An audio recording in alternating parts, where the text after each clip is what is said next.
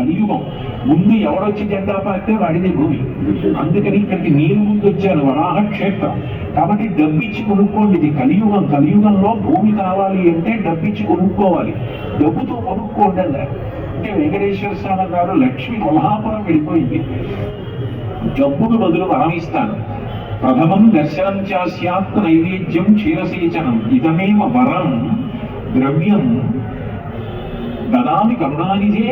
స్వామి, కొండకొచ్చిన భక్తులు మొదట ఆదివరాహస్వామి దర్శనం చేసుకోవాలి, మొదటి నైవేద్యం ఆదివరాహస్వామికి వెళుతుంది, అప్పుడే నేను సంతోషిస్తానన్నారు.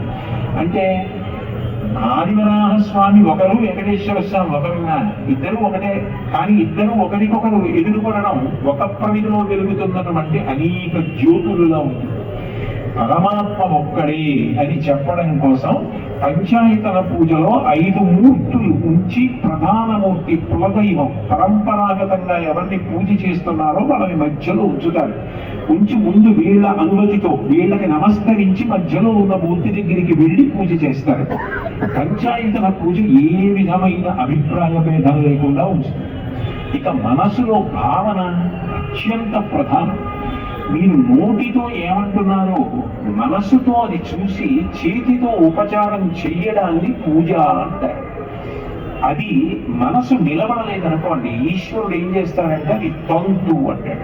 తంతు అంటే నువ్వు ఏదో పట్టుకొచ్చావు, నోటికి వచ్చేస్తే చెప్పేయడం తేలిక, అందుకని నోరు చెప్పేస్తోంది, నిజానికి మనసు మాత్రం ఇంకోటేదో ఆలోచిస్తోంది. నువ్వు ఇక్కడ చేత్తో చేసేస్తున్నావు, యాంత్రీకరణం అయిపోయింది. నేను అది పుచ్చుకోను, అది ఉపచారం కాదు, తంతు చేస్తున్నావు అంటాడు. తంతు కాకుండా ఉండడం అంటే భక్తి చేత పూజ పూర్తవుతుంది. నిజంగా ఆయన అక్కడ ఉన్నాడన్న ప్రేమ భావనతో ఉపచారములు సమర్పణము. ఒక్కొక్కసారి ఏమవుతుంది అంటే ఉపచారాలన్నీ చేశాడా చేయలేదా అన్న దానితో కూడా సంబంధం ఉండదు. ఒక్క ఉపచారం దగ్గర పూర్తయిపోతుంది పూజ. ఎట్లా పూర్తయిపోతుంది అంటే మీకు నేను ఒక ఉదాహరణ చెప్పాలి అంటే, పాదయోహ పాద్యం సమర్పయామి అన్నాను అనుకోండి, ఈశ్వరామి పాదములు కడుగుతాను అన్నాను అనుకోండి, నేను కళ్ళు మూసుకుని ఈశ్వరుడి యొక్క పాదాలు కడుగుతున్నాను, పార్వతీ పరమేశ్వరుడి యొక్క పాదాల విందములు రెండింటినీ కడుగుతున్నానన్న భక్తి భావన పొందాననుకోండి, తదావా త్వాం దృష్ట్వా గిరిశతవ భవ్యాంగ్రియుగళం గృహీత్వా హస్తాభ్యాం శిరసి నయనే వక్షసి వహన్ సమాశ్లిష్యాగ్రాయ స్ఫుటజలజగంధాన్ పరిమళాన్ అవభ్యాం బ్రహ్మాద్యైః బుధమనుభవిష్యామి హృదయైః అంటారు. ఆ పార్వతీ పరమేశ్వరుల దగ్గరికి వెళ్ళి కూర్చుని పాదయోహ పాద్యం, పాదముల మీద నీళ్లు పోసి కడగాలి. కడగాలంటే నువ్వు వెంటనే తమలపాకు ఒకటి తీసుకుని ఆ తమలపాకు చివరితోటి 2 నీళ్లు జల్లి అయిపోయింది. పాదయోహ పాద్యం అనగలవా? భక్తి గుండెల నిండా ఉందనుకోండి, మీరు ఆ పాదముల జంట వంక చూసి మురిసిపోయి గృహీత్వా హస్తాభ్యాం, స్వామి ఒక్కసారి నా 2 చేతుల్లో మీ పాదాలు పెట్టరా అని అడిగి, అంటే ఇదేం అక్కడ నాటకం ఏం చేయడం లేదు, మనసులో భావన, చేతులు చాపి పార్వతీ పరమేశ్వరుల యొక్క 2 పాదములు తన చేతులతో పట్టుకున్నాడు. ఆ మెత్తటి అరికాళ్ళు చేతుల్లో తగులుతున్నాయి. గృహీత్వా హస్తాభ్యాం, అలా పట్టుకుని దిగుతావా? వంగి స్వామి నా తల మీద పెట్టండి అని శిరసి, అదేమన్నా బీజాలల్లా గుండ్రగా ఉంటుంది, జారిపోతాయి. అందుకని చేతులతో ఇప్పుడు పై భాగాలు గట్టిగా పట్టుకుని పార్వతీ పరమేశ్వరుల పాదములు 4 కూడా తల మీద అలాగే పెట్టుకుని సంతోషపడిపోయి మెత్తటి అరికాళ్ళు తలకి తగులుతుంటే, నయని వేళ్ల చివరి భాగాలు పూలలా ఉంటాయి, వాటిని కళ్ళెప్పలకి తగిలేటట్టుగా ఇటు 10 వేళ్ళు ఇటు 10 వేళ్ళు చివరి భాగములు కళ్ళకత్తుకుని వక్షశివహం ముందుకు జరిగి గుండెల మీద పెట్టుకుని పొంగిపోయి, అన్నమాచార్య వారు ఇదే అంటారు. నిజానికి వెంకటేశ్వర స్వామి గారి పాదాలు చూడటం అంటే పాదాలు అడుగునున్నది ఎలా కనపడుతుంది? ఆయన నిలబడి ఉంటారు, ఎలా ఆయన కాళ్ళు ఎత్తితే కదా కనపడేది. అంటే నిజానికి వెంకటేశ్వర స్వామి వారి పాదాలు చూడటం అంటే ఎవరు చూస్తారంటే మహాభక్తి తత్పరులైన వాళ్ళు చూస్తారు. పరమయోగీంద్రులకు భావగోచరమైన సరిలేని పాదాల జంట కంటి వేణు వచ్చావా అని భగవంతుడు కూర్చుని ఆ పాదములు ఎత్తి చేతిలో పెడితే అప్పుడు ఆయన పాదములలో ఉన్న దివ్య చిహ్నములు రేఖామయత్రజుధాకలశాత పత్ర వజ్రం కుశాంబురుహ కల్పక శంఖ చక్రై అవ్యేదలంకృత తలౌ పరతత్వ చిహ్నై శ్రీ వెంకటేశ చరణౌ శరణం ప్రపద్యే. ఆయన పాదములలో దివ్య చిహ్నములు, పార్వతీదేవి పాదాలలో ఉన్న స్వస్తికి రేఖలు చూసి కళ్ళకద్దుకుని పువ్వులు పేర్చినటువంటి పళ్ళెల్లో 4 పాదాలు పెట్టి ఎడమ చేత్తో పంచని చీరని కొద్దిగా ఎత్తి పట్టుకుంటే భార్య బంగారు కలశతో నీళ్లు పోస్తోంది అనుకోండి.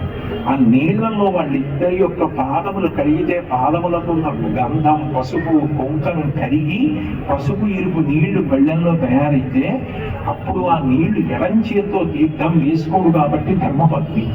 భార్య పక్కన ఉండి తన కుడి చేతితో ఉద్ధరితో తీసి భర్త కుడి చేతిలో పోస్తే కళ్ళకద్దుకుని అమ్మా ఎప్పుడు తాగుతానమ్మా అటువంటి తీర్థం అన్నారు శంకరాచార్యుల వారంతటి వారు. ఆ తీర్థాన్ని 3 మాటలు నోట్లో పోసుకుని తన కుడి చేతితో మళ్ళీ భార్యకి తీర్థం ఇచ్చి ఆ పాదాలు తీసి చక్కటి పీట వేసి మెత్తటి బట్ట వేసి పాదాలు పార్వతీ పరమేశ్వరులు పీట మీద పెడితే ఆ పాదములు ఒత్తిడనుకోండి తన ఉత్తరీయంతో. అప్పుడు పారాణి పెట్టి ఆ పారాణి పెట్టి పూజ చేయడం మొదలెట్టాడనుకోండి. ఇప్పుడు ఆయన నిజానికి ఆ ఒక్క ఉపచారం చేయడంలోనే తరించి ఆయన నీరాజనం వరకు మంత్రపుష్పం వరకు చెప్పాడా అన్న దాంతో సంబంధం లేదు. ఇంకొక ఆయన ధ్యానం అదొకటే వినపడుతుంది. ఆ తర్వాత గడగడ గడగడ గడగడ గడగడ గడగడ చదివి నీరాజనం. దీనికి అది ఈశ్వరుడు అంటాడు తొందరి. అందులో మనసుగా ఏముంది? డబ్బు దండగా ఏవో తీసుకొచ్చావు, అవన్నీ తీసుకొచ్చావు, చదివావు, చిమ్మేవు, చెప్పిన ఆయనకి అర్థం కాదు, విన నీకు అర్థం కాదు. మనసు నిలబడినది నిజమైతే, కించిత్ సేపు నిలబడినా నువ్వు మంత్రముతో అన్వయమైతే, ఉపచారాన్ని నాయందు భక్తితో నిలబడగలిగితే 16 ఉపచారములు ధ్యాన, ఆవాహన, పాద్య, అర్ఘ్య, ఆచమనీయ, స్నాన, వస్త్రద్వయ, యజ్ఞోపవీత, చందన, పుష్పార్చన, ఆభరణ, నైవేద్య, తాంబూల, మంత్రపుష్ప, ప్రదక్షిణ, ఇది ఉపచారం. ఇంకా మనసు పరవశిస్తే 64 ఉపచారాఢ్య 64 ఉపచారాలు. అందులో కోట కట్టడం కూడా ఉంది. శంకరాచార్యులు వారు మానసికంగా 64 ఉపచారాలు ఎలా చేయించ స్తోత్రం చేశారు. అంటే మనసు ప్రధానం. మనసు ప్రధానంగా కనీసం 5 ఉపచారాలు చేయాలి. పంచసంఖ్యోపచారిణి దీపం, ధూపం, గంధం, నైవేద్యం, పుష్పం. గంధ, పుష్ప, ధూప, దీప, నైవేద్యములు. ఈ 5 ఎందుకంటే 5 జ్ఞానేంద్రియములు ఇచ్చి కోట్ల సుఖములు ఇచ్చాడు కాబట్టి. ఒక్క విషయం మీతో మనవి చేస్తాను. పూజ చేయుట కొరకు యథార్థమునకు పెద్ద గది అవసరము ఉండదు. భక్తి ఉంది, ధనం ఉన్నది, చక్కగా గదిగట్టు వెళ్ళి ప్రశాంతంగా పూజ చేయవచ్చు. ధనానికి పూజకి సంబంధం లేదు. ఎందుకంటే భారతదేశమే ఒక పెద్ద పూజ గది. ఇది నేనల్లా శంకరాచార్యులు వారు చెప్పినారు. ఎందుకంటే భారతదేశానికి మధ్యలో నర్మదా నది విడుతుంది. నర్మదా నదిలో ఓంకార కుండంలో తనంత తానుగా బాణములు దొరుకుతాయి. బాణములు అంటే ధనస్సు బాణములు కాదు, శివస్వరూపాలు, సాలగ్రామాలు, లింగాలు. అటువంటి సాలగ్రామం దొరుకుతుంది. అది శివసాలగ్రామం. అది దేశానికి మధ్యలో దొరుకుతుంది. అంటే పూజామందిరం మధ్యలో శివుడు ఉన్నాడని గుర్తు దేశానికి. మధ్యలో నర్మదా నదిలో బాణం. అట్లాగే నేపాల్ గండకీ నదిలో విష్ణు సాలగ్రామం దొరుకుతుంది. శోణభద్రా నదిలో శోణ సంబంధమైన శిలలు, సాలగ్రామాలు, విఘ్నేశ్వరుడికి సంబంధించినవి దొరుకుతాయి. మీరు దక్షిణానికి వస్తే తంజావూరు జిల్లాలో వెల్లమన్న క్షేత్రంలో స్ఫాటికం, తెల్లటి సాలగ్రామాలు, అవి సూర్య సాలగ్రామాలు. సువర్ణముఖరి నదిలో శిలలో బంగారు తీగలా ఉంటుంది. మీరు ఎప్పుడైనా చూశారో లేదో నాకు తెలియదు. అది అమ్మవారికి సంబంధించినటువంటి సాలగ్రామం. ఇప్పుడు మీరు కొత్తగా ఏమీ అక్కర్లేదు. ఒక చిన్న పెట్టె ఒకటి పెట్టుకుని ఆ పెట్టెలో ఈ 5 సాలగ్రామాలు ఉంచుకొని ఆ పెట్టెలోంచి తీసి ఓ పళ్ళెల్లో పెట్టి నీళ్లు పోసి 5టిని కడిగి తుడిచి కాస్త పసుపు కుంకం పెట్టి ఎండిపోయినా పూజ చేయొచ్చు. మారేడు తులసి పూజ చేసి కొద్దిగా అక్షతలు వేసి 4 కిస్మిస్ పళ్ళు ఎండిపోయినవి డబ్బాలో పెట్టుకుని నైవేద్యం పెట్టినా ఈశ్వరుడు కాదన్నాడు. మళ్ళీ తీసేసి వాటిని పెట్టిలో పెట్టుకుని ఎక్కడైనా పెట్టుకోవచ్చు, అది తప్పు కాదు. అలా చెయ్యవచ్చు. తగినంత అవకాశం లేనప్పుడు, ఇల్లు పెద్దది కానప్పుడు పూజ మానేయమని శాస్త్రం చెప్పలేదు. ఒక చిన్న పెట్టెలో 5 సాలగ్రామాలు పెట్టుకుని పూజ చేసేయచ్చు. 5 మూర్తుల్ని ఒక పళ్ళెల్లో పెట్టుకుని పూజ చేయొచ్చు. పూజ అన్నది మనసుకు సంబంధించినది. ఎందుకండి నైవేద్యాలు, ఎందుకండి పువ్వులు? ఈ మాట చెప్పిన వాడివి నీ కొడుకు మీద ప్రేమ ఉన్నప్పుడు మామిడి పళ్ళు పట్టుకెళ్ళి ఇస్తున్నావు. నీ కొడుకు మీద ప్రేమ ఉంటే అవన్నీ ఇవ్వాలా, చదివించాలా, ఉద్యోగాలు చేయించాలా, వాడికి నువ్వు శిక్షణ ఇప్పించి వాడు డబ్బులు సంపాదించుకునేటట్టు చేయాలా? మరి ప్రేమ ఉంటే వాడిని ఇంటికి వృద్ధిలో ఇచ్చావు, వదిలిపోయావా? నీకు ప్రేమ ఉంటే కొడుక్కి మామిడి పళ్ళు ఇచ్చావు, నీకు ప్రేమ ఉంటే నీ కొడుక్కి బట్టలు కొనిచ్చావు. భగవంతుడి విషయంలో ప్రేమ ఉంటే ఉపచారం చేస్తే తప్ప ఎక్కడ వచ్చింది? భగవంతుడి విషయంలో అభిషేకం ఎందుకు, భగవంతుడి విషయంలో నైవేద్యం ఎందుకు, భగవంతుడి విషయంలో నీ పువ్వులు ఎందుకు అని అడిగే అధికారం నీకు ఎక్కడుంది? చేతకాక శంకరాచార్యులు వారు పెద్దలందరూ పూజా విధానాన్ని ప్రవేశపెట్టారా? కాబట్టి ఏదైనా మాట్లాడేటప్పుడు శాస్త్రములకు కట్టుబడి మాట్లాడుతున్నావా లేదా అన్నది చూసుకోవడం ప్రధానం. వేదో నిత్యమధీయతాం తదుదితం కర్మస్వనుష్ఠీయతాం అని చెప్పారు శంకరులు. దుస్తత్తాస్తు విరంజతాం.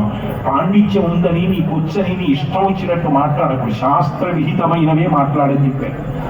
శాస్త్రము పూజ చేయమని చెప్పింది. శంకరాచార్యులు వారు చేశారు. నడిచే దేవుడిని పేర్కొంచిన చంద్రశేఖరేంద్ర సరస్వతి మహాస్వామి చేశారు. స్ఫటిక లింగార్చన చేశారు. 3 కోట్ల ఆరాధనలు చేశారు. అంతమంది మహాత్ములు పూజ చేస్తే కాదనడానికి, మూర్ఖత్వం అనడానికి మనమే వరం.